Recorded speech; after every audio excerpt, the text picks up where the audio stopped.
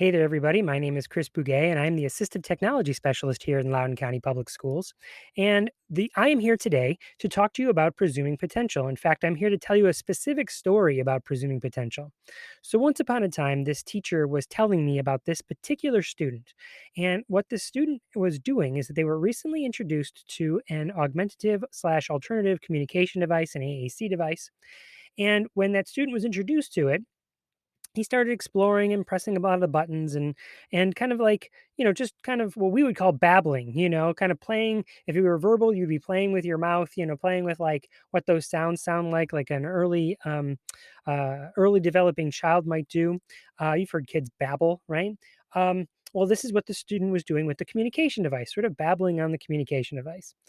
This student also had a history of stimming, and the student then started to what the teacher described as stimming, or what she first thought of as stimming. He went over to the pronoun he and was saying he, he, he. And at first, this teacher was thinking, I think he's stimming on that device. Maybe there's something we should do. We should maybe put some behavior interventions in place that might abate the stimming or slow the stimming. But then she realized when he was saying he, and that he learned to do it a little bit in faster succession. He. And what first sounded like stimming actually wasn't. What he was doing, want to take a guess? He was laughing, right? He. He was laughing. He had put together the sounds, the he. When he put it together, it sounded like laughing that he had heard, and not knowing how to necessarily express himself in that way, he used the augmentative slash alternative communication device to do that. Which really brings us to the big point here about presuming potential is that as an educator, you have a choice. You have a choice to look at the what the student is doing, and you can try and find the deeper purpose in it.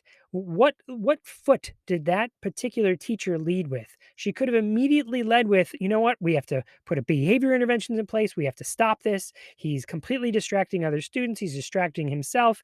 He's not using that tool appropriately. And if that was the avenue she had taken, we could have taken away a really powerful tool for the student on now he knows how to laugh, he's learned how to laugh. He's expressing himself through laughter. Um, and now it's just willing to change it and saying, how do we teach him to laugh when it's appropriate, when there's something funny? Let's take that as a strength of his and grow upon it. And so what foot could this teacher lead with? It's presuming that it's not stimming, that stimming does have a purpose, but that purpose might have a communication function tied to it. And so that's what we invite you to think about here in this module is which foot am I going to lead with in every situation with every student? Am I going to think, am I going to presume potential, presume that that student their actions have meaning, and that what they're doing on the AAC has meaning? That if you do that, then you have taken a step towards really presuming potential for all students.